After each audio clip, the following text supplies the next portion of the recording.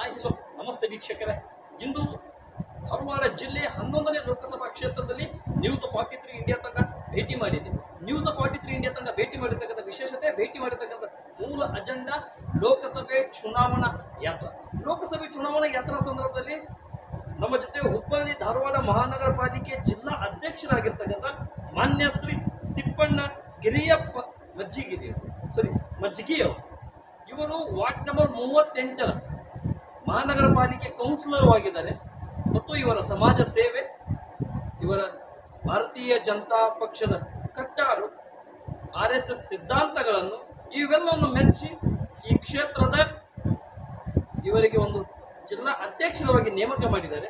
ಮತ್ತು ಈ ಬಾರಿ ದಿಂಗಾಲವೇಶ್ವರ ಸ್ವಾಮೀಜಿಯವರು ಸ್ಪರ್ಧೆಗೆ ಸ್ವತಂತ್ರ ಅಭ್ಯರ್ಥಿಯಾಗಿ ಎಲ್ಲೂ ಕೂಡ ಹೇಳ್ತಾ ಇಲ್ಲ, ಅಥವಾ ಅವರ ಭಕ್ತಾದಿಗಳಿಂದ ಹೇಳಿಸ್ತಾ ಇದ್ದಾರೆ.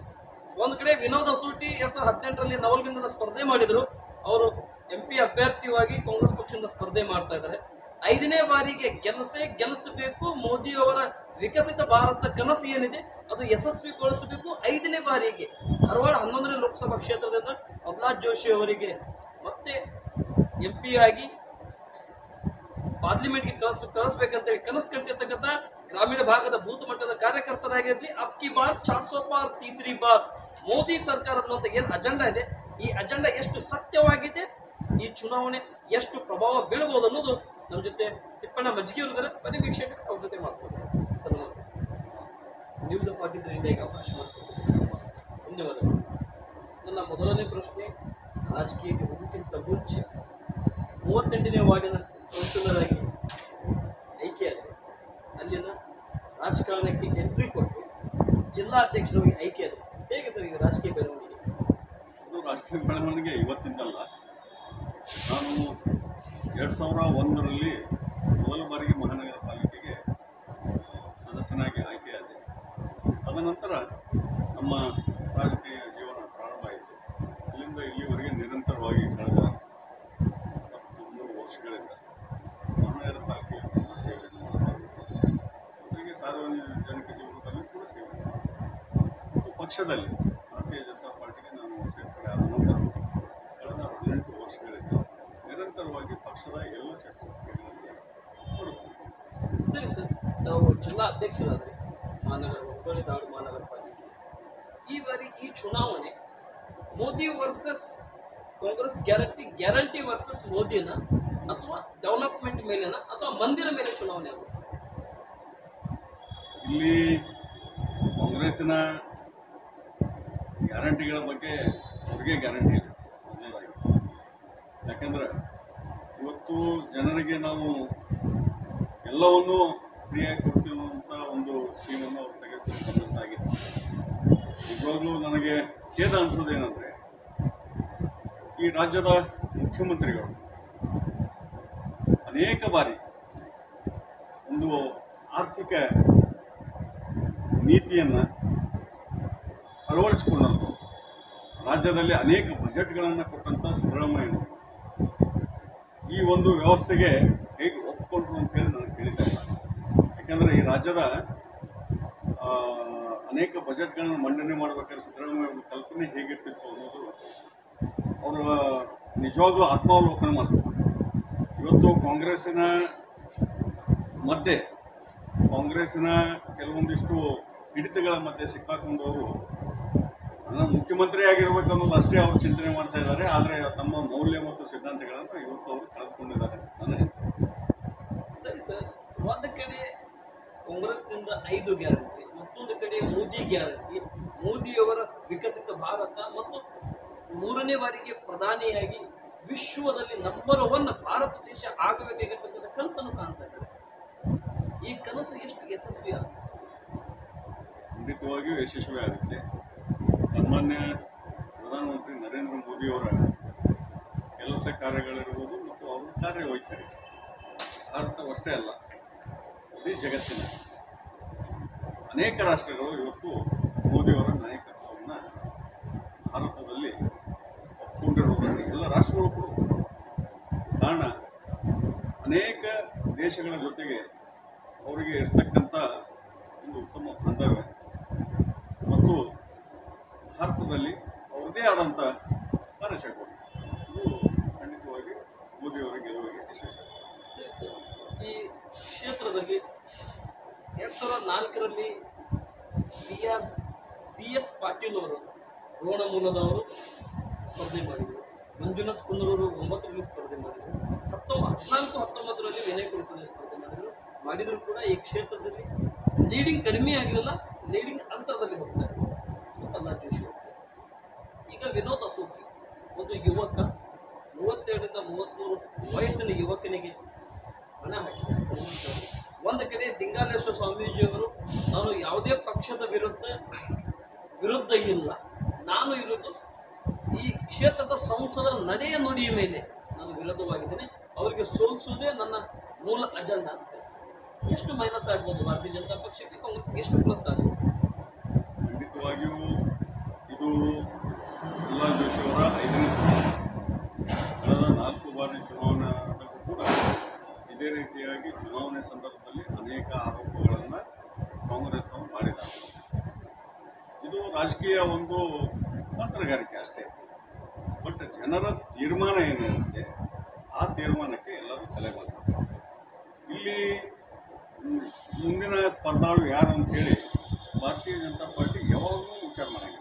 ಯಾರೇ ಇರಲಿ, ಪಕ್ಷದ ನಿಷ್ಠಾವಂತ ಕಾರ್ಯಕರ್ತರು, ಪಕ್ಷದ ಅತ್ಯಂತ ಗಟ್ಟಿಯಾದ ಬೂತ್ ಮಟ್ಟದ ಕಾರ್ಯಕರ್ತರ ಪಡೆ ಏನಿದೆ ನಮಗೆ ಗೆಲುವಿಗೆ ಶಕ್ತಿಯಾಗಿದೆ. ಭಾರತೀಯ ಜನತಾ ಪಾರ್ಟಿಯ ಕಾರ್ಯವೈಖರಿಯೂ ಕೂಡ ಅನೇಕ ವರ್ಷಗಳಿಂದ ಕರ್ನಾಟಕ ರಾಜ್ಯದಲ್ಲಿ ಸನ್ಮಾನ್ಯ ಶ್ರೀ ಯಡಿಯೂರಪ್ಪನವರು ಮುಖ್ಯಮಂತ್ರಿ ಆದ ಅನೇಕ ಕೆಲಸಗಳನ್ನು ಕರ್ನಾಟಕಕ್ಕೆ ಕೊಡುಗೆಗಳನ್ನು ಕೊಟ್ಟಿದ್ದಾರೆ. ಜೊತೆಗೆ ಮೋದಿಯವರು ಪ್ರಧಾನಮಂತ್ರಿ ಆದಮೇಲಂತೂ ಈ ಭಾರತದಲ್ಲಿ ಅತ್ಯದ್ಭುತವಾದಂಥ ಅನೇಕ ಕೊಡುಗೆಗಳನ್ನು ಇವತ್ತು ಅವರು ಕೊಟ್ಟಿದ್ದಾರೆ. ಅನೇಕ ಅಭಿವೃದ್ಧಿ ಕೆಲಸಗಳನ್ನು ಮಾಡಿದ್ದಾರೆ. ಭಾರತದ ಜನಾಂಗ ಇವತ್ತು ತುದಿಗಾಲ ಮೇಲೆ ನಿಂತಿದೆ. ಚುನಾವಣೆ ಬಂದ ತಕ್ಷಣ ನಾವು ಯಾವಾಗ BJP ಪರವಾಗಿ ಮತವನ್ನು ಚಲಾಯಿಸಿ ತೃಪ್ತಿ ಪಡಬೇಕು ಅನ್ನೋದು. ಸೊ ಅಂಥ ಸಂದರ್ಭದೊಳಗೆ ಈ ತಂತ್ರಗಾರಿಕೆಗಳು ನಡೆಯಂಗಿಲ್ಲ. ನನಗನ್ಸುತ್ತೆ ಚುನಾವಣೆ ಬಂದಾಗ ಇಷ್ಟು ದಿವಸ ಇರಲಾರ್ದು ಈ ಚುನಾವಣೆ ಬಂದಂಥ ಸಂದರ್ಭದಲ್ಲಿ ಆರೋಪಗಳು ಸಹಜ ಇದೆ. ನಾವು ಅದನ್ನು ಸಹಜವಾಗಿ ತೆಗೆದುಕೊಳ್ತೀವಿ. ನಮ್ಮ ಕಾರ್ಯತಂತ್ರ ಏನಿಲ್ಲ. ಸರಿ ಸರ್, ದಿಂಗಾಲೇಶ್ವರ ಅವರು ಒಂದು ವೇಳೆ ಸ್ಪರ್ಧೆ ಮಾಡುವುದೇ ಆದರೆ ಈ ಕ್ಷೇತ್ರದಲ್ಲಿ ಎಷ್ಟು ಮೈನಸ್ ಆಗ್ಬೋದು, ಎಷ್ಟು ಪ್ಲಸ್ ಆಗ್ಬೋದು? ನನಗನ್ಸೋ ಮಟ್ಟಿಗೆ ನಮ್ಮ BJP ಮತ ಅಂತೂ ಎಲ್ಲಿ ಹೋಗಲ್ಲ. ನಮ್ಮ BJP ಮತವನ್ನು ಮೈನಸ್ ಮಾಡಲಿಕ್ಕೆ ಸಾಧ್ಯನೇ ಇಲ್ಲ. ಒಮ್ಮೆ BJP ಮತದಾರರು ತೀರ್ಮಾನ ಮಾಡಿ BJPಗೆ ಹಾಕಬೇಕು ಅನ್ನುವಂಥ ತೀರ್ಮಾನ ಈಗ ಆಗಿ ಹೋಗಿದೆ. ಸೊ ಅಂಥದ್ರೊಳಗೆ ನಾವು ಅದನ್ನು ಅಬಳಿಸೋಕ್ಕೆ ಅಥವಾ ಅದನ್ನು ಹೊಡೆಯೋಕ್ಕೆ ಏನಾದರೂ ತಂತ್ರಗಾರಿಕೆಯನ್ನು ಮಾಡಬೇಕಂತ ಕಾಂಗ್ರೆಸ್ನವರು ಅನೇಕ ವಿಷಯಗಳನ್ನು ಬೇರೆ ಮುಖಾಂತರ ಪ್ರಸ್ತುತಪಡಿಸಲಿಕ್ಕೆ ನೋಡ್ತಾ ಇದ್ದಾರೆ. ಆಗಂಗಿಲ್ಲ. ನಾವು ಶ್ರೀಗಳ ಬಗ್ಗೆ ನಮಗೆ ಎಲ್ಲರಿಗೂ ಗೌರವ ಇದೆ. ಆದರೆ ಅವರು ಈ ರೀತಿಯಾಗಿ ಚುನಾವಣೆ ಬಂದಂಥ ಸಂದರ್ಭದಲ್ಲಿ ಒಬ್ಬ ವೈಯಕ್ತಿಕವಾಗಿ ಒಬ್ಬ ಅಭ್ಯರ್ಥಿ, ನಮ್ಮ ಪಕ್ಷದ ಅಭ್ಯರ್ಥಿ ಸನ್ಮಾನ್ಯ ಶ್ರೀ ಪ್ರಹ್ಲಾದ್ ಜೋಶಿ ಅವರು ಕಳೆದ 4 ಬಾರಿ ಸಂಸದರಾಗಿ ಕಳೆದ ಬಾರಿ ಕೇಂದ್ರದಲ್ಲಿ ಮಂತ್ರಿಯಾಗಿದ್ದಾರೆ. ಇಲ್ಲಿವರೆಗೆ ಇರಲಾದಂಥ ಆರೋಪ ತಕ್ಷಣ 1 ತಿಂಗಳು 2 ತಿಂಗಳಲ್ಲಿ ಆ ಆರೋಪ ಬಂದಿರೋದು ನೋಡಿದರೆ ಸಾರ್ವಜನಿಕರಿಗೆ ಗೊತ್ತಾಗುತ್ತೆ. ನೋಡ್ರಿ, ದಿನನಿತ್ಯ ಸಾರ್ವಜನಿಕರ ಕೈಯಲ್ಲೇ ಇವತ್ತು ಇಡೀ ಜಗತ್ತಿನ ವಿಷಯಗಳನ್ನು ತೆಗೆದುಕೊಳ್ಳುವಂಥ ಮೊಬೈಲ್ಗಳಿದ್ದಾವೆ, ಟಿವಿಗಳಿದ್ದಾವೆ. ಜೊತೆಗೆ ನೀವೆಲ್ಲ ಎಲೆಕ್ಟ್ರಾನಿಕ್ ಮೀಡಿಯಾ ಮುಖಾಂತರ ಕ್ಷಣದ ಸುದ್ದಿಗಳನ್ನು ಇಡೀ ದೇಶದಲ್ಲಿ, ಇಡೀ ಜಗತ್ತಿನಲ್ಲಿ ಆಗ್ತಕ್ಕಂಥ ಇವತ್ತು ಚಂದ್ರನ ಲೋಕದಲ್ಲಿ ಆದಂಥ ಸುದ್ದಿಗಳನ್ನು ಕೊಡ್ತೀರಿ, ಭೂಲೋಕದಲ್ಲಿ ಆದಂಥ ಸುದ್ದಿಗಳನ್ನು ತಾವು ಮಾಧ್ಯಮದ ಮುಖಾಂತರ ಜನರಿಗೆ ಕೊಡ್ತೀರಿ. ಜನ ಅಷ್ಟು ಅರ್ಥ ಮಾಡಿಕೊಳ್ಳದಷ್ಟು ಇರುವ ಮಟ್ಟಿಗೆ ನಮ್ಮ ಜನ ಇಲ್ಲ. ಜನರಿಗೆ ಎಲ್ಲನೂ ಗೊತ್ತಿದೆ. ಎಲ್ಲ ನಾಟಕಗಳು ಏನಿದಾವೆ ಇವು ಯಾವ ನನಗನ್ಸೋ ಮಟ್ಟಿಗೆ ಧಾರವಾಡ ಕ್ಷೇತ್ರದಲ್ಲಿ ನಡೆಯಿಲ್ಲ. ಸರಿ ಸರ್, ಕಾಂಗ್ರೆಸ್ನವರು ಒಂದು ಕಡೆ ಹೇಳ್ತಾರೆ ವಿನೋದ್ ಅಸೋಕಿ ಬ್ಯಾಕ್ವರ್ಡ್ ಕಮಿಟಿ ಅಹಿಂದ ಕಮಿಟಿಯಿಂದ ಬಂದಿರ್ತಕ್ಕಂಥ ಅಹಿಂದ ಜನಾಂಗದಿಂದ ಬಂದಿರ್ತಕ್ಕಂಥ ವ್ಯಕ್ತಿ. ಈ ಬಾರಿ ಶತಾಯಗತಾಯ ಗೆಲುವು ನಮ್ಮದೇ. ಜೋಶಿ ಅವರಿಗೆ ಒಂದು ಕಾಡಾಟ ಚಾಲುವಾಗಿದೆ. ಆ ಕಾಡಾಟ ಈ ಬಾರಿ ಸೋಲಿಗೆ ಸದಾ ಸಿದ್ಧ ಅನ್ನಿಸ್ಬೋದು. ಅದು ಹೇಳ್ತಾ ಇರೋದು ಮತ್ತಾರು ಅಲ್ಲ, ಈ ಕ್ಷೇತ್ರದ ಉಸ್ತುವಾರಿ ಸಚಿವರು ಮಾನ್ಯ ಸಂತೋಷ್ ಲಾಡ್ ಅವರು. ಕಾಂಗ್ರೆಸ್ನವರು ಬರೀ ಏನು ಮಾಡಿದಿರ ಅಂತ ಕೇಳ್ತೀವಿ. ಕಾಂಗ್ರೆಸ್ನವರಿಗೆ ನಾವು 60 ವರ್ಷದಲ್ಲಿ ಡ್ಯಾಮ್ ಕಟ್ಟಲಿಲ್ವ, 60 ವರ್ಷದಲ್ಲಿ ನಾವು ರಸ್ತೆ ಸುಧಾರಣೆ ಮಾಡಲಿಲ್ವ, ರಸ್ತೆ ತರಲಿಲ್ವ, 60 ವರ್ಷದಲ್ಲಿ ನಾವು ಲೈಟ್ ತರಲಿಲ್ವ, ನೀವೇನು ಮಾಡಿದ್ರಿ? ಒಂದು ಡ್ಯಾಮ್ ಆದರೂ ಕಟ್ಟಿದ್ರ, ಒಂದು ಗ್ರಾಮಕ್ಕಾದರೂ ಸರಿಯಾದ ರೀತಿಯಿಂದ ವಿದ್ಯುತ್ ಕಲ್ಪನೆ ಮಾಡಿದ್ರ ಅಂತ ನಿಮಗೆ ಟೀಕೆ ಮಾಡ್ತಾರೆ. ಮಾನ್ಯ ಈ ಧಾರವಾಡ ಜಿಲ್ಲೆಯ ಉಸ್ತುವಾರಿ ಸಚಿವರಿಗೆ ನಾನು ಹೇಳಿಕ್ಕೆ ಇಷ್ಟಪಡ್ತೀನಿ. ಸಂತೋಷ್ ಲಾಡ್ ಅವರು ಕೂಡ ಕಳೆದ ಬಾರಿ ಇಲ್ಲಿ ಉಸ್ತುವಾರಿ ಸಚಿವರಾಗಿ ಕೆಲಸ ಮಾಡಿದ್ದಾರೆ 13ರಲ್ಲಿ. ಅವ್ರ ಬಗ್ಗೆ ಗೌರವ ಇದೆ, ಮಾಹಿತಿ ಕೂಡ. ಆದರೆ ಒಬ್ಬ ಸಚಿವನಾದಂಥ ಸಂದರ್ಭದಲ್ಲಿ, ವಿಶೇಷವಾಗಿ ಚುನಾವಣೆ ಬಂದಂಥ ಸಂದರ್ಭದಲ್ಲಿ ಅವ್ರ ಧ್ವನಿ ಸ್ವಲ್ಪ ಜೋರಾಗ್ತಾ ಇದೆ. ಕಾರಣ ಯಾಕಂತ ಗೊತ್ತಿಲ್ಲ. ಅವ್ರ ಪಾರ್ಟಿಯವರು ಅವ್ರಿಗೆ ಟಾಸ್ಕ್ ಕೊಟ್ಟಿದ್ದಾರೆ, ಅಥವಾ ಸಿದ್ದರಾಮಯ್ಯನವರು ನಿಮ್ಮ ಕ್ಷೇತ್ರಗಳಲ್ಲಿ ಸರಿಯಾಗಿ ಕೆಲಸ ಮಾಡ್ಬೇಕಂತ ಹೇಳಿದ್ದಾರೆ. ಅವ್ರಿಗೆ ಗೊತ್ತಿದೆ ನಮ್ಮದು ಸೋಲು ಖಚಿತ. ಅದಕ್ಕೆ ಅವರು ಅಷ್ಟೊಂದು ಚೀರಾಡೋದು ಇರಲಿಲ್ಲ. ಸಂತೋಷ್ ಲಾಡ್ ಅವರು ಬಹಳ ಉತ್ತಮವಾಗಿ ಕೆಲಸ ಮಾಡಿಕೊಂಡು ತಮ್ಮದೇ ಆದಂಥ ಧ್ವನಿಯನ್ನು ಹೊಂದಿದ್ದರು. ಆದರೆ ಇತ್ತಿತ್ತಲಾಗಿ ಆ ಧ್ವನಿ ಸ್ವಲ್ಪ ಜಾಸ್ತಿ ಆಗಿದೆ. ಅದಕ್ಕೆ ಆ ಧ್ವನಿಗೆ ನನಗನ್ಸುತ್ತೆ ಅವರು ಎಲ್ಲೋ ಒಳಗಡೆ ಒಂದು ಕಡೆ ಆಕ್ರೋಶವನ್ನು, ತಮ್ಮ ಪಕ್ಷದ ಒಳ ಬೇಗುದಿಯನ್ನು ಹೊರಗೆ ಆಕ್ರೋಶವಾಗಿ ಹಾಕ್ತಾ ಇದ್ದಾರೆ.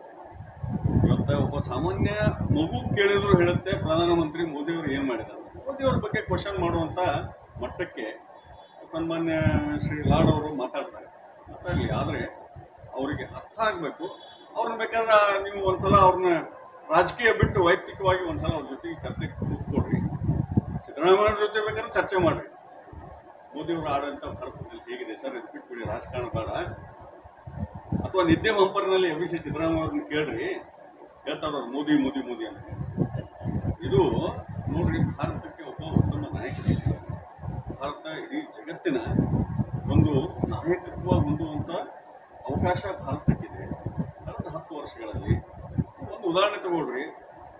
ಉಕ್ರೇನ್ ಮತ್ತು ರಷ್ಯಾ ಯುದ್ಧ ಆದಂಥ ಸಂದರ್ಭದಲ್ಲಿ ಭಾರತದ ಅನೇಕ ವಿದ್ಯಾರ್ಥಿಗಳು ಅಲ್ಲಿ ಸಿಕ್ಕಾಕ್ತಾರೆ.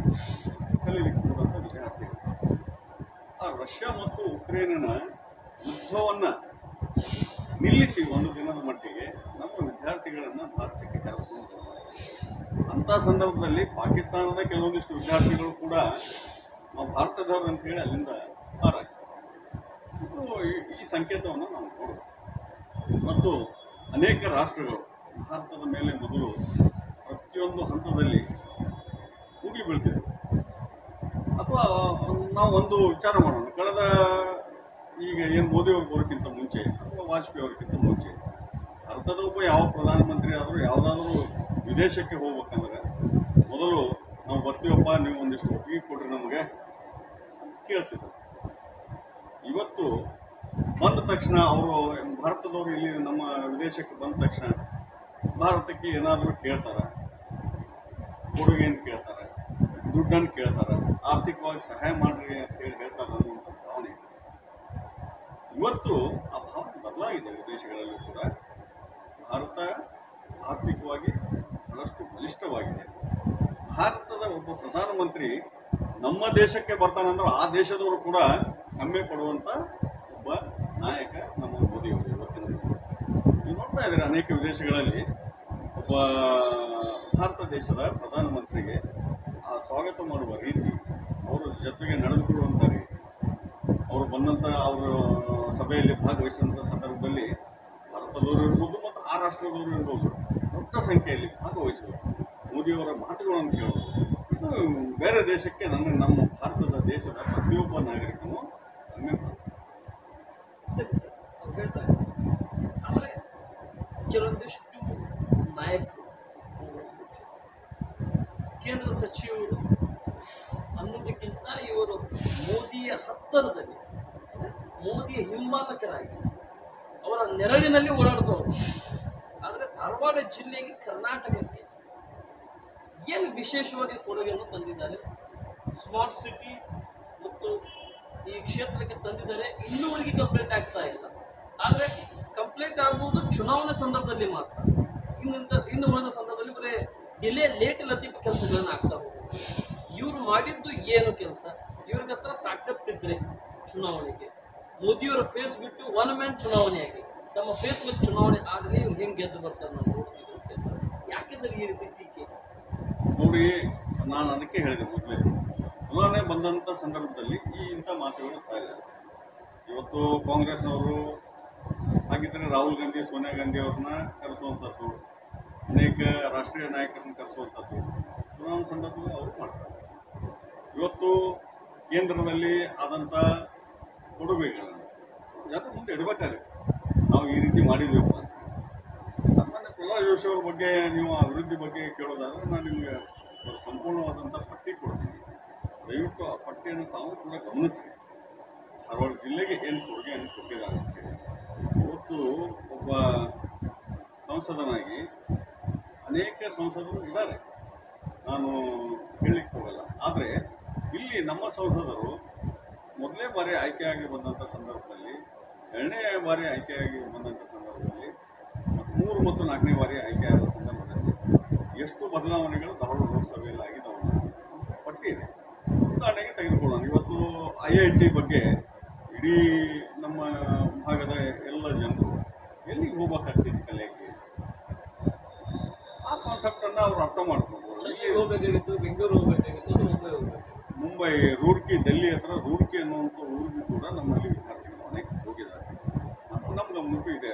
ಅಂಥ ಸಂದರ್ಭದಲ್ಲಿ ಇವತ್ತು ಧಾರವಾಡಕ್ಕೆ ಉತ್ತಮವಾದಂಥ IIT ಅನ್ನುವಂಥದ್ದು ಈ ಭಾಗದ ಜನರ ಮತ್ತು ಈ ಭಾಗದ ವಿದ್ಯಾರ್ಥಿಗಳ ಒಂದು ಉತ್ತುಂಗತ ವ್ಯಾಸಂಗಕ್ಕೆ ಅನುಕೂಲ ಮಾಡಿಕೊಟ್ಟಿದ್ದಾರೆ. ಇವತ್ತು ಸ್ಮಾರ್ಟ್ ಸಿಟಿಯಲ್ಲಿ ತಾವು ಹೇಳಿದ್ರಿ ಡಿಲೇ ಆಗುತ್ತೆ, ಲೇಟ್ ಆಗುತ್ತೆ. ನೋಡಿ, ಒಂದು ದೊಡ್ಡ ಮೊತ್ತದ ಕಾಮಗಾರಿಗಳು ನಡಿಬೇಕಾದ್ರೆ ಅನೇಕ ವಿಭಾಗಗಳಾಗಿ ಅವು ಹಂಚಿಕೆ ಆಗ್ತವೆ. ಆ ಸಂದರ್ಭದೊಳಗೆ ಟೆಂಡರ್ ಪ್ರೋಸೆಸ್ ಇರ್ಬೋದು ಅಥವಾ ಕೆಲಸ ಮಾಡುವಂಥ ಸಂದರ್ಭದಲ್ಲಿ ಇವತ್ತು ನಾವು ಏನು ಜನಸಂದಣಿ ಇದೆ ಮತ್ತು ಈ ಟ್ರಾಫಿಕ್ ಇರ್ತಕ್ಕಂಥ ಪ್ರದೇಶಗಳಲ್ಲಿ ಆ ಕೆಲಸದ ಜೊತೆಗೆ ಆ ಟ್ರಾಫಿಕ್ನ ಜೊತೆಗೆ ಆ ಕೆಲಸವನ್ನು ಮಾಡುವಂಥ ಸಂದರ್ಭ ಅನೇಕ ಸಲ ವಿಳಂಬ ಆಗ್ತವೆ. ಇದಕ್ಕೆ ಸಹಜವಾಗಿದೆ. ಆದರೆ ಇವತ್ತು KMC ಇರ್ಬೋದು, KMCಗೆ ಇವತ್ತು ಉತ್ತರ ಕರ್ನಾಟಕದ ಭಾಗದಿಂದ ಬರ್ತಕ್ಕಂಥ ಅನೇಕ ರೋಗಿಗಳು, ಪಾಪ ಬಡ ರೋಗಿಗಳು, ಮಧ್ಯಮ ವರ್ಗ, ಅವರಿಗೆ ಉತ್ತಮವಾದಂಥ ಸೌಲಭ್ಯ ಕೊಡಿಸುವುದು.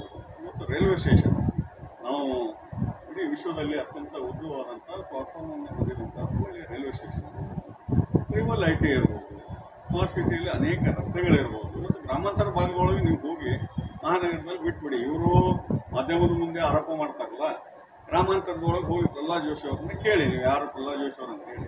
ಪ್ರತಿಯೊಬ್ಬ ನಾಗರಿಕ, ಪ್ರತಿಯೊಬ್ಬ ಹುಡುಗರು ಹೇಳ್ತಾರೆ ಪ್ರಹ್ಲಾದ್ ಜೋಶಿ ಅವರು ಯಾರು ಅಂತೇಳಿ.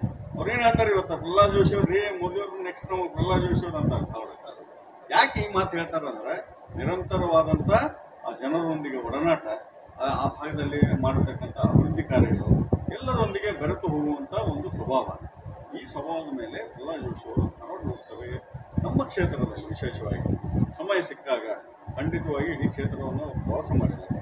ಜನರ ಜೊತೆ ಎಂಥ ಬಿಡುವಿಲ್ಲದ ಪರಿಸ್ಥಿತಿಯಲ್ಲೂ ಕೂಡ ಅವರು ಸಂಭಾಷಣೆಯನ್ನು ಮಾಡ್ತಾರೆ. ಮೊಬೈಲ್ನಲ್ಲಿ ಅಕಸ್ಮಾತ್ ಮಿಸ್ ಕಾಲ್ ಇದ್ದರೆ ರಾತ್ರಿ ವಾಪಸ್ ಯಾರ್ಯಾರು ಕಾಲ್ ಮಾಡಿರ್ತಾರೆ ಅವರು ವಾಪಸ್ ಮಾತಾಡ್ತಾರೆ. ಮತ್ತು ಮೋದಿಯವರ ನೆರಳಲ್ಲಿ ಓಡಾಡ್ತಿದ್ರು ಕೂಡ ಯಾವತ್ತೂ ಅವ್ರಲ್ಲಿ ತೋರಿಸ್ಕೊಂಡಿಲ್ಲ ನಾನು ಮೋದಿಯವ್ರ ಜೊತೆಗೆ ಇರ್ತೀನಿ ಅಂತೇಳಿ. ಯಾವಾಗಾದ್ರೂ ಯಾರ ಜೊತೆ ತೋರಿಸ್ಕೊಂಡಿದ್ದಾರೆ ಎಲ್ಲಿಯಾದ್ರೂ ನೋಡ್ರಿ. ಇವತ್ತು ಪ್ರಹ್ಲಾದ್ ಜೋಶಿ ಅವ್ರ ಬಗ್ಗೆ ಮಾತನಾಡಲಿಕ್ಕೆ ಏನೂ ಇಲ್ಲ, ಸುಮ್ಮನೆ ಆರೋಪ ಮಾಡೋದು. ಇಂಥದ್ದನ್ನೇ ತಪ್ಪು ಮಾಡಿದ್ದಾರೆ ಪ್ರಹ್ಲಾದ್ ಜೋಶಿ ಅವರು ಅಂತ ಹೇಳಿದಾರ. ಇವತ್ತು ಪ್ರಹ್ಲಾದ್ ಜೋಶಿ ಅವರು ತಮ್ಮ ಆಡಳಿತದಲ್ಲಿ ಇಂಥ ತಪ್ಪು ಮಾಡಿದಾರಪ್ಪ, ಕೆಲಸ ಮಾಡಿಲ್ಲ, ಏನೋ ಕೆಲಸ ಮಾಡಿಲ್ಲಪ್ಪ. ಯಾವ್ದಾದ್ರು ಒಂದರ ಆರೋಪ ಬೇಕಲ್ಲ. ನೀವು ಪ್ರಹ್ಲಾದ್ ಜೋಶಿ ಅವರು ನಮಗೆ ಲಿಂಗಾಯತನ ತುಳಿಯುವಂಥ ಕೆಲಸ ಮಾಡಿದ್ರು, ಎಲ್ಲಿ ಮಾಡಿದಾರೆ ಹೇಳ್ರಿ ನೋಡು. ಒಂದು ಉದಾಹರಣೆ ಹೇಳಿ. ನೀವು ಆರೋಪ ಮಾಡೋದು ಬಹಳ ಮುಖ್ಯ ಅಲ್ಲ, ಒಂದು ಉದಾಹರಣೆ ಹೇಳಿ, ನಾವು ಅದಕ್ಕೆ ಉತ್ತರ ಕೊಡ್ತೀವಿ. ತೋರಿಸ್ಕೊಡಿ.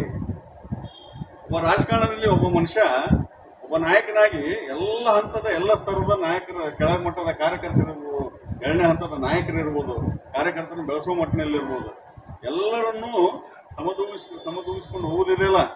ಎಂಥ ಮನುಷ್ಯನಿಗಿದ್ರು ಅದು ತೊಂದರೆನೇ, ಕಷ್ಟನೇ. ಆ ಸಂದರ್ಭದಲ್ಲಿ 8 ವಿಧಾನಸಭಾ ಕ್ಷೇತ್ರ, ಒಂದೇ ವಿಧಾನಸಭಾ ಕ್ಷೇತ್ರ ಅಲ್ಲ, ಒಂದು ಗ್ರಾಮ ಪಂಚಾಯತ್ ಚುನಾವಣೆ ಅಲ್ಲ ಇದು.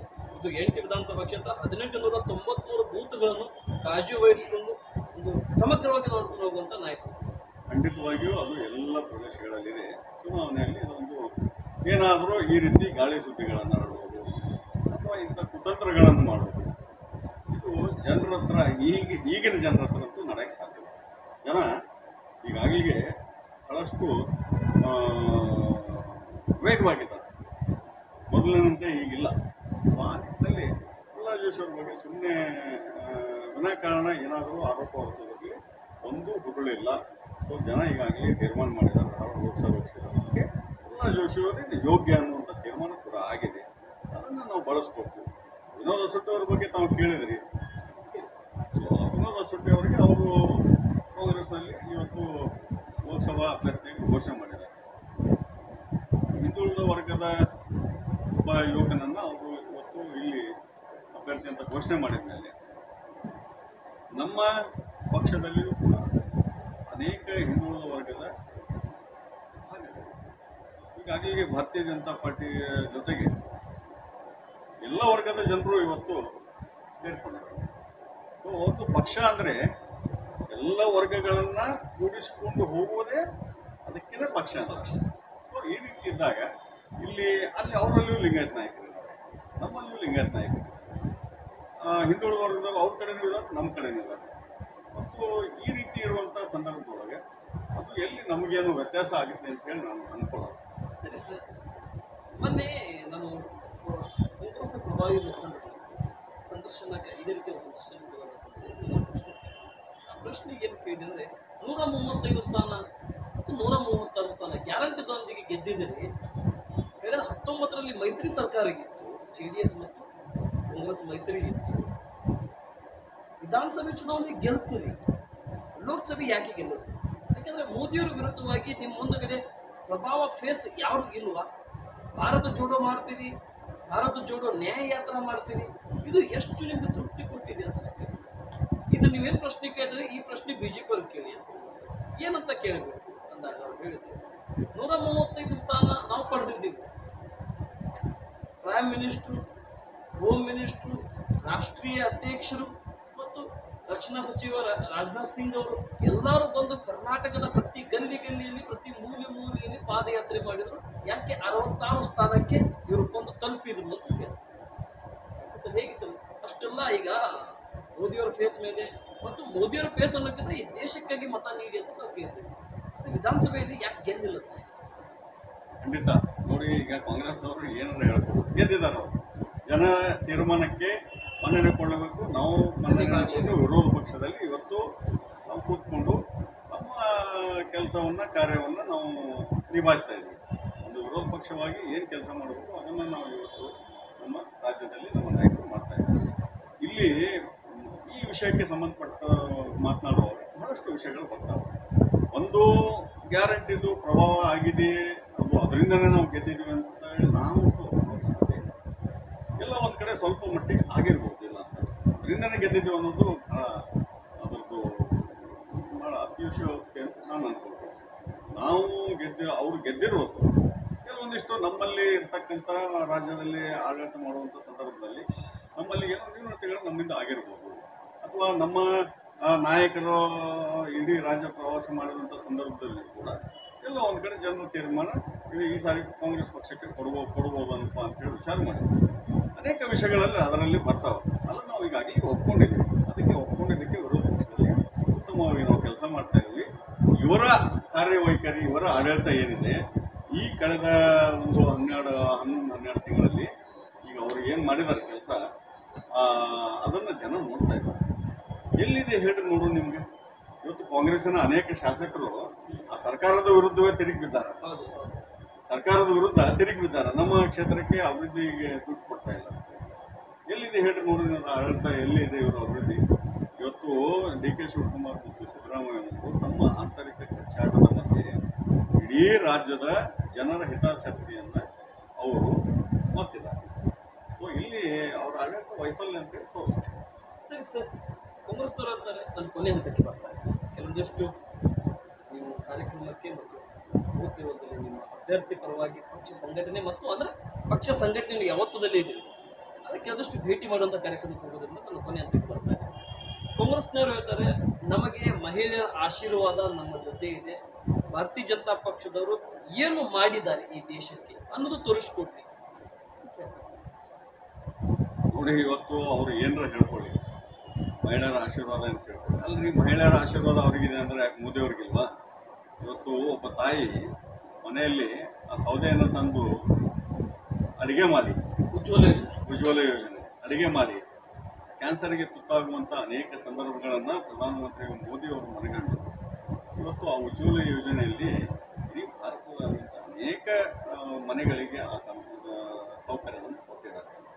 ಇವತ್ತು ಜಲ್ ಜೀವನ್ ಮಿಷನ್ನಲ್ಲಿ ಪ್ರತಿ ಗ್ರಾಮಕ್ಕೂ ಕೂಡ ಪ್ರತಿ ಮನೆಗೂ ಕೂಡ ಯಾವಾಗ ಇವಾಗ ಸರ್ಕಾರ 60-70 ವರ್ಷದಲ್ಲಿ ಮಾಡಲಿಲ್ಲ, ಇವತ್ತು ಮೋದಿಯವರು ಮಾಡ್ತಾ ಇದ್ದಾರೆ, ಹೌದಲ್ವಾ?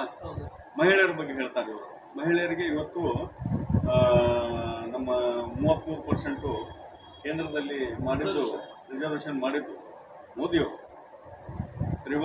ತ್ರಿಬಲ್ ತಲಾಕ್ನಲ್ಲಿ ಪಾಪ ಒಬ್ಬ ನಮಗೆ ಮುಸ್ಲಿಮ್ಸು ಇವತ್ತು ಭಾರತೀಯ ಜನತಾ ಪಾರ್ಟಿಯನ್ನು ನಿಮ್ಮ ವಿರೋಧಿ ಅಂತ ಎತ್ತಿ ಕಟ್ಟಿದಂಥ ಕಾಂಗ್ರೆಸ್ನವರು ತಿಳ್ಕೋಬೇಕು. ಒಬ್ಬ ಆ ಮಹಿಳೆ ತ್ರಿಬಲ್ ತಲಾಕ್ ಅಂತ ಹೇಳಿದ ತಕ್ಷಣ ಆ ಮಹಿಳೆ ಆ ಒಂದು ಕೌಟುಂಬಿಕ ಇದರಿಂದ ಮುಕ್ತಳಾಗ್ತದೆ. ಇಂಥವುಗಳನ್ನೆಲ್ಲ ಗಮನ ಹರಿಸಿ ತ್ರಿಬಲ್ ತಲಾಕ್ನ ಮಹಿಳೆಗೆ ತನ್ನ ಇಡೀ ಜೀವನಕ್ಕೆ ಒಂದು ಶಕ್ತಿ ಬೇಕು. ಇಡೀ ಜೀವನದ ಪೂರ್ತಿ ತನ್ನ ಮದುವೆ ಆದಂಥ ಗಂಡನ ಜೊತೆ ಬದುಕಬೇಕು, ಆಧಾರ ಸ್ತಂಭ ಬೇಕು. ಸೊ ಈ ನಿಟ್ಟಿನಲ್ಲಿ ಮೋದಿಯವರು ವಿಚಾರ ಮಾಡಿ ಇವತ್ತು ಆ ಮಹಿಳೆಗೆ ಒಂದು ಸಬಲೀಕರಣದ ಶಕ್ತಿಯನ್ನು ಕೊಟ್ಟಿಲ್ಲ. ಅದರ ಜೊತೆಗೆ ಇನ್ನೊಂದು ಹೇಳ್ತೀನಿ ನಿಮಗೆ, ಇವತ್ತು PM ಸ್ವನಿಧಿ ಅಂತ ಹೇಳಿ ಒಂದು ಮೋದಿಯವರು ಯೋಚನೆ ಮಾಡಿ ಒಂದು ಸ್ಕೀಮನ್ನು ತರ್ತಾರೆ. ಆ ಪ್ರಧಾನಮಂತ್ರಿಗಳ ಸ್ವನಿಧಿ ಯೋಜನೆಯ ಅಡಿಯಲ್ಲಿ ಇವತ್ತು ಬೀದಿ ಬದಿಯಲ್ಲಿ ಏನು ಕಾಯಿಪಲ್ಯ ಮಾರೋರು, ಬೀದಿ ಬದಿ ವ್ಯಾಪಾರಸ್ಥರು, ಅದರಲ್ಲಿ ಒಬ್ಬ ಹಣ್ಣು ಮತ್ತು ಹೂ ಮಾರೋರು, ಆ ಮಹಿಳೆ ಬೆಳಗ್ಗೆ APMCಗೆ ಹೋಗಿ ಎಲ್ಲಿ ನಮ್ಮ ತರಕಾರಿ ಅಡ್ಡಗಳಿರ್ತಾವೆ ಅಲ್ಲಿಂದ ಅದನ್ನು ತೆಗೆದುಕೊಂಡು ಬಂದು ಅಲ್ಲಿ ಬೆಳಿಗ್ಗೆಯಿಂದ ಸಂಜೆವರೆಗೂ ಕೂತ್ಕೊಂಡು ವ್ಯಾಪಾರ ಮಾಡಿ ಬಂದಂಥ ಸಣ್ಣ ಹಣದಲ್ಲಿ ತನ್ನ ಇಡೀ ಕುಟುಂಬದ ನಿರ್ವಹಣೆ ಮಾಡ್ತಕ್ಕಂಥ ಒಬ್ಬ ಮಹಿಳೆ ಇವತ್ತು ಸಾಲದ ಶೂಲದಲ್ಲಿ ಬಳಲ್ತಾ ಇದ್ದಾರೆ. ಅವರು ಮೋದಿಯವರು ನೋಡಿ ಎಷ್ಟು ಸಣ್ಣ ಮಟ್ಟಕ್ಕೂ ಅವರು ವಿಚಾರ ಮಾಡ್ತಾರೆ, ಸಣ್ಣ ಕೆಲಸದಲ್ಲಿ ಮೈಕ್ರೋ ಲೆವೆಲ್ಗೂ ಕೂಡ ಅವರು ಮೋದಿಯವರು ವಿಚಾರ ಮಾಡ್ತಾರೆ. ಅವರು ಪ್ರಧಾನಿಯಾಗಿ ಇಂಥ ಹೆಣ್ಣು ಮಕ್ಕಳಿಗೆ ನಾವು ಸಬಲೀಕರಣ ಮಾಡಬೇಕಂದ್ರೆ ಪ್ರತಿನಿತ್ಯ ಅವರು ಏನು ಇವತ್ತು ವ್ಯಾಪಾರ ಮಾಡ್ತಿದ್ರು ಆ ವ್ಯಾಪಾರಕ್ಕೆ ಬೇಕಾಗುವಂಥ ಹಣವನ್ನು ಒಬ್ಬ ಖಾಸಗಿ ವ್ಯಕ್ತಿ ಕೊಡ್ತಾನೆ. ಬೆಳಿಗ್ಗೆ 1,000 ಕೊಟ್ಟರೆ ಸಂಜೆ 1,100 ರೂಪಾಯಿ ಅವನಿಗೆ ಕೊಡಬೇಕು. ಒಂದು ದಿವಸಕ್ಕೆ 100 ರೂಪಾಯಿ ಬಡ್ಡಿ 1,000. ಆ ರೀತಿ ಇದ್ದಂಥ ಸಂದರ್ಭದೊಳಗೆ ಆ ವ್ಯಾಪಾರ ಮಾಡಿದಂಥ ಮಹಿಳೆ ಎಷ್ಟು ನೊಂದು ಕೊಟ್ಟರು. ಇವತ್ತು ಬ್ಯಾಂಕ್ಗಳಿಗೆ ನಿರ್ದೇಶನ ನೀಡಿ PM ಸ್ವನಿಧಿ ಯೋಜನೆಯಲ್ಲಿ ಅವರಿಗೆ 10,000 ರೂಪಾಯಿ ಲೋನನ್ನು ಕೊಡಬೇಕು. ಯಾವುದೇ ಒಂದು ಗ್ಯಾರಂಟಿ ಇರಲಾರ್ದು, ಯಾವುದೇ ಒಂದು ಸೆಕ್ಯೂರಿಟಿ ತಗೊಳ್ಳಾರ್ದು ಕೊಡಬೇಕನ್ನುವಂಥ ಮೋದಿಯವರ ಯೋಚನೆ ಭಾರತದ ಎಲ್ಲ ಭಾರತದಲ್ಲಿ ಇರ್ತಕ್ಕಂಥ ಎಲ್ಲ ಬ್ಯಾಂಕ್ಗಳ ಜೊತೆಗೆ ಒಂದು ಸಂಪರ್ಕ ಮಾಡಿದಾಗ ಬ್ಯಾಂಕ್ನವ್ರು ಹಂಗಂದ್ರೆ ನಾವು ಲೋನ್ ಕೊಟ್ಟರೆ ಗ್ಯಾರಂಟಿ ಆಗುತ್ತೆ. ಈ ದೇಶದ ಪ್ರಧಾನಮಂತ್ರಿ ಮೋದಿನೇ ಅದಕ್ಕೆ ಗ್ಯಾರಂಟಿ ಆಗ್ತದೆ. ಸೊ ಆ 10,000 ರೂಪಾಯಿ ಇವತ್ತು ಬೀದಿ ಬದಿ ವ್ಯಾಪಾರ ಮಾಡುವಂಥವ್ರಿಗೆ ಕೊಟ್ಟಾಗ ಆ 10,000 ರೂಪಾಯಿನ ತೆಗೆದುಕೊಂಡು ಇಂಥ ಖಾಸಗಿ ವ್ಯಕ್ತಿಗಳ ಒಂದು ಸಾಲದ ಕೂಪದಲ್ಲಿ ಯಾರಿರ್ತಾರೆ ಅಂಥ ಕುಟುಂಬಗಳು ಹೊರಗೆ ಬಂದಿದ್ದಾರೆ. 10,000 ತೆಗೆದುಕೊಂಡು ಅದನ್ನು ತೀರಿಸಿದ ನಂತರ ಅವ್ರಿಗೆ 20,000 ಸಿಗ್ತಿದೆ. 20,000 ತೆಗೆದುಕೊಂಡು ತೀರಿಸಿದ ನಂತರ ಇವತ್ತು 50,000 ಕೊಟ್ಟಿದ್ದಾರೆ. ಆ ಬೀದಿ ಬದಿ ವ್ಯಾಪಾರಸ್ಥರನ್ನ ಹೋಗಿ ಒಂದ್ಸಲ ನೀವು ಕೇಳಿ ಇದೆಲ್ಲ ಹೇಗಾಯಿತು ಅಂತೇಳಿ ನಿಜವಾಗ್ಲೂ ಹೆಮ್ಮೆಯಿಂದ ಹೇಳ್ತಾರೆ. ಮೋದಿಯವರ ಈ ಒಂದು ಯೋಜನೆ ನಮ್ಮ ಇಡೀ ಕುಟುಂಬವನ್ನು ಸುಭದ್ರವಾಗಿ ಮಾಡಿದೆ. ಇದು ದೇಶದಲ್ಲಿ 55 ಲಕ್ಷ ಕುಟುಂಬಗಳು ಈ ರೀತಿ ಇವತ್ತು ಅದರ ಪ್ರಯೋಜನವನ್ನು ಪಡೆದಿರುವ. ಅದರಲ್ಲಿ ಕರ್ನಾಟಕ ನಂಬರ್ 1 ಇದೆ. ಕರ್ನಾಟಕದಲ್ಲಿಯೇ ಅದು ಹುಬ್ಬಳ್ಳಿ ಧಾರವಾಡ ಮಹಾನಗರ ಪಾಲಿಕೆ ವ್ಯಾಪ್ತಿಯಲ್ಲಿರ್ತಕ್ಕಂಥ ಬೀದಿ ಬದಿ ವ್ಯಾಪಾರಸ್ಥರು ಕರ್ನಾಟಕದಲ್ಲಿ ನಂಬರ್ 1 ಇದೆ. 100ರಿಂದ 120% ಸಾಧನೆಯನ್ನು ನಮ್ಮ ಮಹಾನಗರ ಪಾಲಿಕೆ. ಈ ನಿಟ್ಟಿನಲ್ಲಿ ಅನೇಕ ಕೆಳಮಟ್ಟದಿಂದ ಹಿಡಿದು ಅನೇಕ ದೊಡ್ಡ ದೊಡ್ಡ ಯೋಜನೆಗಳಿಗೂ ಕೂಡ ಮೋದಿಯವರು ಇವತ್ತು ಚಾಲನೆಯನ್ನು ಕೊಟ್ಟಿದ್ದಾರೆ, ಅಭಿವೃದ್ಧಿಗಳನ್ನು ಮಾಡಿದ್ದಾರೆ. ಇಲ್ಲಿ ರಾಮ ಮಂದಿರ ನಿರ್ಮಾಣ ಮಾಡಿದ್ದು ನಮ್ಮದು ಅಜೆಂಡಾ ಇತ್ತು, ಪಕ್ಷದ ಅಜೆಂಡಾ, ಭಾರತದ ನಮ್ಮ BJPಯ ಅಜೆಂಡಾ ರಾಮ ಮಂದಿರವನ್ನು ನಾವು ನಿರ್ಮಾಣ ಅಲ್ಲೇ ಮಾಡ್ತೀವಿ ಅನ್ನೋಂಥ ಅಜೆಂಡಾ ಇತ್ತು. ಸೊ ಇವತ್ತು ಮಾಡಿ ತೋರಿಸಿದ್ದಾರೆ, ತಪ್ಪೇನಿಲ್ಲ. ಬಟ್ ರಾಮ ಮಂದಿರ ಮಾಡಿದ್ದಕ್ಕೆ ನಾವು ಓಟ್ ಕೊಡಿ ಅಂತ ನಾವು ಎಲ್ಲಿ ಕೇಳಿಲ್ಲ. ರಾಮ ಮಂದಿರವನ್ನು ನಾವು ಮಾಡಿ ಅಂತ ಹೇಳ್ಕೋಬೋದಾ? ರಾಮ ಮಂದಿರ ಮಾಡಲಿಕ್ಕೆ ನಮ್ಮ ಪ್ರಯತ್ನ ಇದೆ, ನಮ್ಮ ಸಂಘ ಶಕ್ತಿ ಇದೆ, ನಮ್ಮ RSSನ ಸಂಘದ ಶಕ್ತಿಯಿಂದ ಇವತ್ತು ಅನೇಕ ನಮ್ಮ ಸಂಘಟನೆಗಳ ಶಕ್ತಿಯಿಂದ ಇವತ್ತು ಭಾರತದಲ್ಲಿ ನಾವು ರಾಮ ಮಂದಿರವನ್ನು ನಿರ್ಮಾಣ ಮಾಡಿದ್ವಿ. ನಮ್ಮ ಅಜೆಂಡಾ ಇತ್ತು ಪಕ್ಷದ, ಸೊ ಅದು ಮಾಡಿದ್ದೀವಿ. ಸೊ ಈ ನಿಟ್ಟಿನಲ್ಲಿ ಅನೇಕ ಅಭಿವೃದ್ಧಿಗಳಾದಾಗಿವೆ. ಮತ್ತು ಇದೇ ನೋಡ್ರಿ, ಇವತ್ತು ಗೊತ್ತಿದೆ ಮೋದಿಯವರ ಒಂದು ಕೆಪಾಸಿಟಿ ಏನು, ಮೋದಿಯವರ ಶಕ್ತಿ ಏನು, ಮೋದಿಯವರ ಒಂದು ಯೋಚನೆ ಏನು. ಇವತ್ತು ಒಬ್ಬ ಮನುಷ್ಯ 2047 ಅಂದರೆ ಅಂದ್ರೆ ನಾವು ಇವತ್ತು ಇನ್ನೂ 24ರಲ್ಲಿದ್ದೀವಿ. ಅಂದ್ರೆ ಇಲ್ಲಿಂದ 26 ವರ್ಷಗಳ ಮುಂದೆ ಭಾರತ ಹೇಗಿರಬೇಕು ಅನ್ನುವಂಥ ಕಲ್ಪನೆಯನ್ನ ಮಾಡುವಂತ ಒಬ್ಬ ಪ್ರಧಾನಿಗೆ ನಾವು ಸೆಲ್ಯೂಟ್ ಅಂತ ಹೇಳ್ಬೇಕಾಗುತ್ತೆ. ಯಾಕಂದ್ರೆ ನಾನು ಇರದೇ ಇದ್ದಂಥ ಸಂದರ್ಭದಲ್ಲಿಯೂ ಕೂಡ ನಾನು ಭಾರತದ ಪ್ರಧಾನಮಂತ್ರಿ ಕಾಯಂ ಇರ್ತೀನಿ ಅಂತ ಅವ್ರು ಎಲ್ಲಿ ಹೇಳಿಲ್ಲ. ಅದು ಅಧಿಕಾರ ಯಾರಿಗೂ ನಿರಂತರ ಇರಂಗಿಲ್ಲ. ಆದರೆ ಮುಂದಿನ ದಿನಗಳಲ್ಲಿಯೂ ಕೂಡ ನಾವು ಆಡಳಿತದ ಇರಲಿ ಅಥವಾ ಇರದೇ ಇರಲಿ, ಆ ಸಂದರ್ಭದಲ್ಲಿಯೂ ಭಾರತ ಸದೃಢವಾಗಿರಬೇಕು, ಆರ್ಥಿಕವಾಗಿ ಶಕ್ತಿಯುತ ಆಗಬೇಕು. ಭಾರತದ ಪ್ರತಿಯೊಂದು ಕುಟುಂಬ ಕೂಡ ಅತ್ಯಂತ ಗಟ್ಟಿಯಾಗಿರ್ಬೇಕು ಅನ್ನುವಂಥ ನಿಟ್ಟಿನಲ್ಲಿ ಯೋಚನೆ ಮಾಡಿ ಇವತ್ತು 2047ಕ್ಕೆ ಭಾರತ ಹೇಗಿರ್ಬೇಕು ಅನ್ನುವಂಥ ಕಲ್ಪನೆಯನ್ನು ಇಟ್ಕೊಂಡು ಇವತ್ತು ಮೋದಿಯವರು ಕೆಲಸ ಮಾಡ್ತಾ ಇದ್ದಾರೆ. ಮೋದಿಯವರು ಇವತ್ತು ಚುನಾವಣೆ ಆದ ತಕ್ಷಣ ಮುಂದಿನ 100 ದಿನಗಳ ಯೋಜನೆಯನ್ನು ಕೂಡ ಅವರು ರೂಪಿಸಿದ್ದಾರೆ. ಅಂದರೆ ನಮಗೆ ಒಳಗಡೆ ಆತ್ಮವಿಶ್ವಾಸ ಇದೆ. ಕೆಲಸ ಮಾಡಿದ್ವಿ, ಜನ ನಮ್ಮ ಹಿಂದಿದ್ದಾರೆ, ನಾವು ಖಂಡಿತವಾಗಿ ಗೆಲ್ತೀವಿ ಅಂತ. ಅದೇ ರೀತಿ ಇಲ್ಲಿಯೂ ಕೂಡ ಪ್ರಹ್ಲಾದ್ ಜೋಶಿ ಅವರು ಕೆಲಸವನ್ನು ಮಾಡಿದ್ದಾರೆ. ಎಲ್ಲ ಸಮಾಜವನ್ನ ಮೀರಿ ಇವತ್ತು ಹೇಳ್ತಾ ಇದ್ದಾರಲ್ಲ, ಇನ್ನು ನಮ್ಗೆ ಅದನ್ನು ಮಾಡಿದ್ರು ಇದನ್ನು ಮಾಡಿದ್ರು, ಲಿಂಗಾಯತರಿಗೆ ಹಿಂಗೆ ಮಾಡಿದ್ರು, ಎಲ್ಲವೂ ಇಲ್ಲಿ ತಪ್ಪು ಕಲ್ಪನೆ. ಚುನಾವಣೆ ಬಂದಂಥ ಸಂದರ್ಭದಲ್ಲಿ ಏನೋ ಒಂದು ಮಾಡಬೇಕು, ಯಾರೋ ಒಂದು ಪ್ರಾಯೋಜಕತ್ವವನ್ನು ಪಡ್ಕೊಂಡು ಅನೇಕ ಮಂದಿ ಏನೇನೋ ಮಾಡಕ್ಕೆ ಹೋಗ್ತಾರೆ. ಇದ್ರ ಹಿಂದೆ ಯಾರ್ಯಾರು ಕೈವಾಡ ಇದೆ ಅಂತೇಳಿ ಇನ್ನೊಂದು ಸ್ವಲ್ಪ ದಿವಸದಲ್ಲಿ ಅವ್ರ ಮುಖವಾಡ ಕೂಡ ಕಳಿಸಿ ಬೀಳುತ್ತೆ. ಇದು ಗೊತ್ತಾಗೇ ಆಗುತ್ತೆ ಜನರಿಗೆ, ಸಹಜವಾಗಿ ಜನ ವಿಚಾರ ಮಾಡ್ತಾರೆ. ಸೊ ಜೋಶಿಯವರು ಕೂಡ ಅಷ್ಟೇ ಒಳ್ಳೆಯ ರೀತಿಯಿಂದ ಇವತ್ತು ಧಾರವಾಡ ಲೋಕಸಭಾ ಕ್ಷೇತ್ರದಲ್ಲಿ ಕೆಲಸವನ್ನು ಮಾಡಿದ್ದಾರೆ. ನಮಗೆ ಕಾರ್ಯಕರ್ತರಿಗೆ ನಮಗೆ ಯಾವುದೇ ನಮಗೆ ಅದರ ಚಿಂತನೆ ಇಲ್ಲ. ನಾವು ಹೋಗಪ್ಪ ಅವ್ರು ಮಾಡಿಲ್ಲ ಕೆಲಸ ನಾವು ತಿಳಿಸಿ ಹೇಳ್ಬೇಕು ಜನರಿಗೆ ಅಂತ ಪ್ರಶ್ನೆನೂ ಇಲ್ಲ.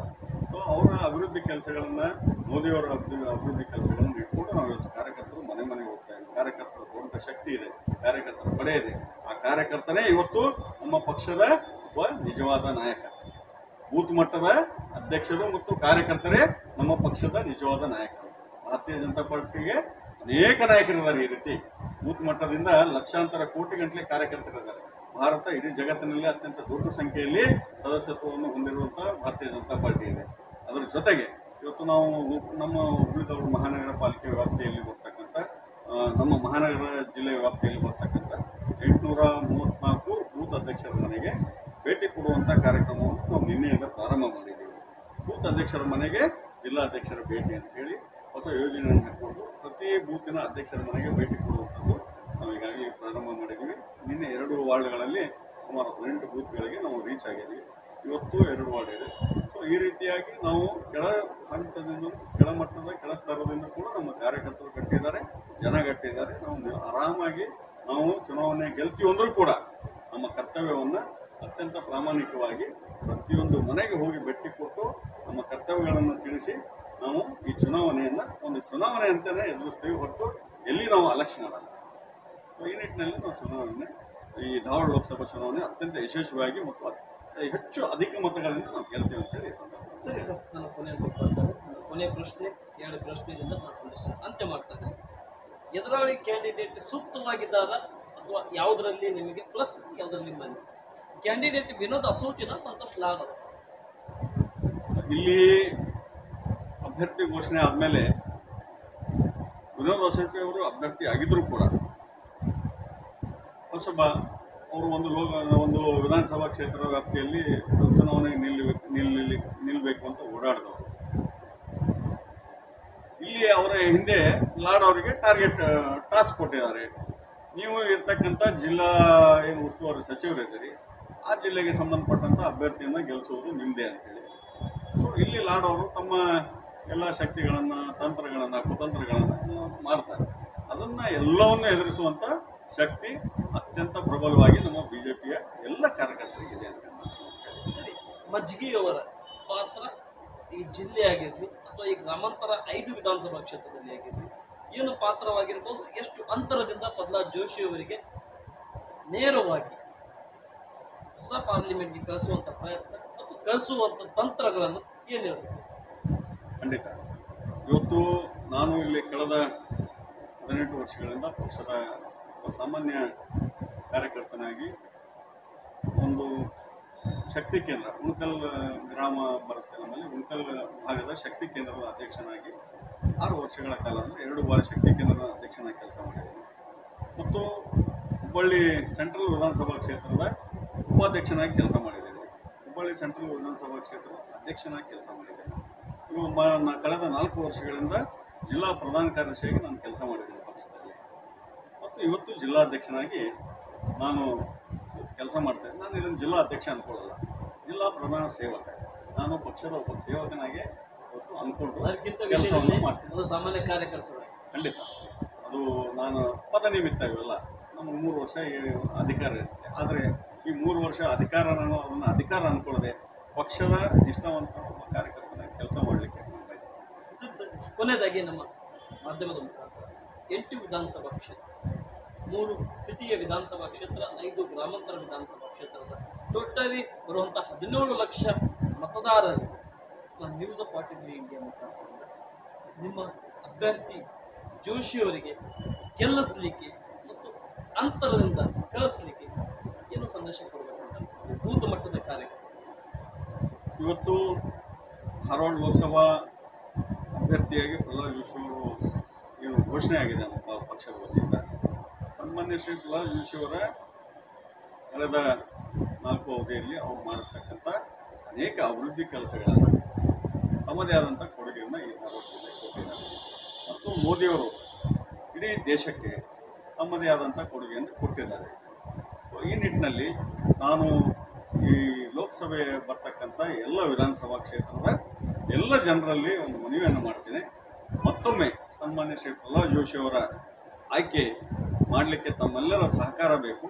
ನಾವೆಲ್ಲರೂ ಭಾರತೀಯ ಜನತಾ ಪಕ್ಷಕ್ಕೆ ಮತವನ್ನು ಚಲಾಯಿಸುವುದರ ಮುಖಾಂತರ ಈ ದೇಶದ ಭವಿಷ್ಯವನ್ನು ನೀವೆಲ್ಲರೂ ಸೇರಿ ಮತ್ತೊಮ್ಮೆ ಮೋದಿಯವರ ಕೈಯನ್ನು ಬಲಪಡಿಸೋದ್ರ ಮುಖಾಂತರ ಗಟ್ಟಿ ಮಾಡೋಣ, ದೇಶದ ಶಕ್ತಿಯನ್ನು ಗಟ್ಟಿ ಮಾಡೋಣ ಅಂಥೇಳಿ ನಾನು ಜನರಲ್ಲಿ ಮನವಿ ಮಾಡಿಕೊಂಡು ಎಲ್ಲರ ಹತ್ರ ನಾನು ಕೇಳ್ತೀನಿ. ಥ್ಯಾಂಕ್ ಯು ಸರ್, ತುಂಬ ಧನ್ಯವಾದಗಳು. ಮಾನ್ಯ ಶ್ರೀ ತಿಪ್ಪಣ್ಣ ಗಿರಿಮಲ್ಲಪ್ಪ ಮಜ್ಜಿಗಿಯವರ ನಿಮ್ಮ ಇಷ್ಟೊತ್ತಿನವರೆಗೆ ನಿಮ್ಮ ಅತ್ಯಮೂಲ್ಯವಾದ ಸಮಯ ಮತ್ತು ನಿಮ್ಮ ವಿಚಾರವನ್ನು ನಮ್ಮ ನ್ಯೂಸ್ ಆಫ್ 43 ಇಂಡಿಯಾದ ಕಾರ್ಯಕ್ರಮದಲ್ಲಿ ಭಾಗಿಯಾಗಿದ್ದಕ್ಕೆ ಅವಕಾಶ ಮಾಡಿಕೊಟ್ಟಿದ್ದಕ್ಕೆ ತುಂಬ ಧನ್ಯವಾದಗಳು. ನಮಸ್ತೆ. ವೀಕ್ಷಕರೇ, ಗಮನಿಸೋದಲ್ಲ ಎಷ್ಟೊತ್ತು ಮಾತಾಡತಕ್ಕಂಥ ಹುಬ್ಬಳ್ಳಿ ಧಾರವಾಡ ಮಹಾನಗರ ಪಾಲಿಕೆ ಅಧ್ಯಕ್ಷರಾಗಿರ್ತಕ್ಕಂಥ ತಿಪ್ಪಣ್ಣ ಗಿರಿಯಪ್ಪ ಮಜ್ಜಿಗಿಯವರ ವಿಚಾರಗಳನ್ನು, ಇವರ ಯೋಚನೆ ಭಾರತೀಯ ಜನತಾ ಪಕ್ಷದ ಸಿದ್ಧಾಂತ, ಇವರ ಆಲೋಚನೆ ಭಾರತೀಯ ಜನತಾ ಪಕ್ಷದ ಕಟ್ಟಾಳು. ಭಾರತೀಯ ಜನತಾ ಪಕ್ಷ ಕೊಟ್ಟಿರ್ತಕ್ಕಂಥ ಟಾಸ್ಕ್ಗಳನ್ನು ನಾನು ನಿಭಾಯಿಸುವುದರಲ್ಲಿ ಯಶಸ್ವಿ ಆಗ್ತೀನಿ. ನನಗಿದು ಟಾಸ್ಕ್ ಅಲ್ಲ, ನನ್ನ ಕರ್ತವ್ಯ ಆಗಿದೆ. ನನಗೆ ಟಾಸ್ಕ್ ಅಲ್ಲ, ನನ್ನ ಸೇವೆ, ನನ್ನ ಇದು ಕೆಲಸ ಅಲ್ಲ. ನಾನು ಒಂದು ಸೇವಕನಾಗಿ, ಪ್ರಹ್ಲಾದ್ ಜೋಶಿ ಅವರೇ ಸಮಾಜ ಸೇವಕರು ಅಲ್ಲ, ಪ್ರಹ್ಲಾದ್ ಜೋಶಿ ಅವರೇ ಸಂಸದರಲ್ಲ, ಈ ಕ್ಷೇತ್ರದ ಪ್ರತಿಯೊಬ್ಬರು ಭಾರತೀಯ ಜನತಾ ಪಕ್ಷದ ಕಾರ್ಯಕರ್ತರು ಸಂಸದರಾಗಿ ಕೆಲಸ ಮಾಡ್ತಾರೆ. ನಾನು ಒಬ್ಬ ಮೋದಿ, ನಾನು ಒಬ್ಬ ಜೋಶಿ, ನಾನು ಒಬ್ಬ ಸೇವಕ ಅಂತೇಳಿ ಕೆಲಸ ಮಾಡ್ತಾರಂತ ಭಾರತೀಯ ಜನತಾ ಪಕ್ಷದ ಸಿದ್ಧಾಂತವರಿಗೆ.